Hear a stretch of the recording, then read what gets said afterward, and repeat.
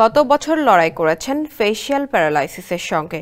এ বছর চোখে টিউমার ধরা পড়েছে কণ্ঠশিল্পী তাশরিফ খানের।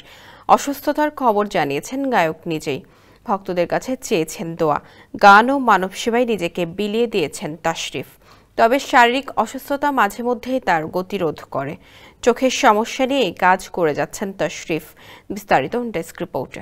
আমার মন বসে না শহরে, পাথরের নগরে।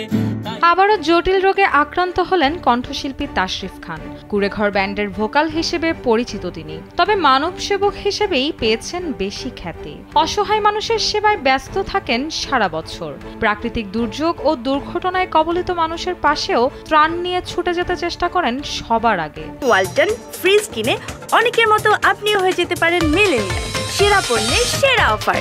তবে তার কাজে বাধা হয়ে দাঁড়ায় অসুস্থতা। গত বছর ফেসিয়াল প্যারালাইসিসে আক্রান্ত হয়ে মুখ বেঁকে গিয়েছিল তাশরিফের। এবছর তার ডান চোখে ধরা পড়েছে টিউমার।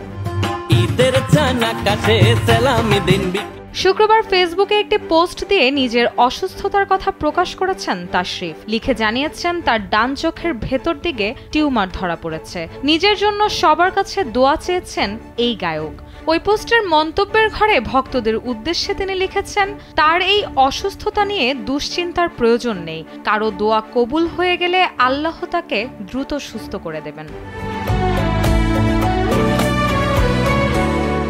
সামাজিক যোগাযোগ মাধ্যমে তুমুল জনপ্রিয় কণ্ঠশিল্পী তাশরিফ। অসংখ্য ভক্ত রয়েছে তার। গায়কের অসুস্থতার সংবাদ পেয়ে সমবেদনা জানিয়েছেন ভক্তরা। গত বছর ফেসিয়াল প্যারালাইসিসের সঙ্গে লড়াই করে সুস্থ হয়েছেন তিনি। কয়েক মাস বিশ্রাম নিতে হয়েছিল গায়ককে। সুস্থ হয়ে ফিরে এসেছিলেন গান ও মঞ্চে।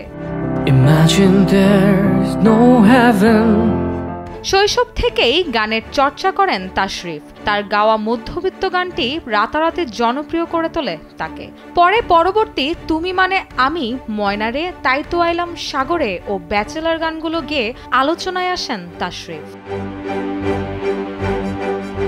রুশাসুর, কালবেলা।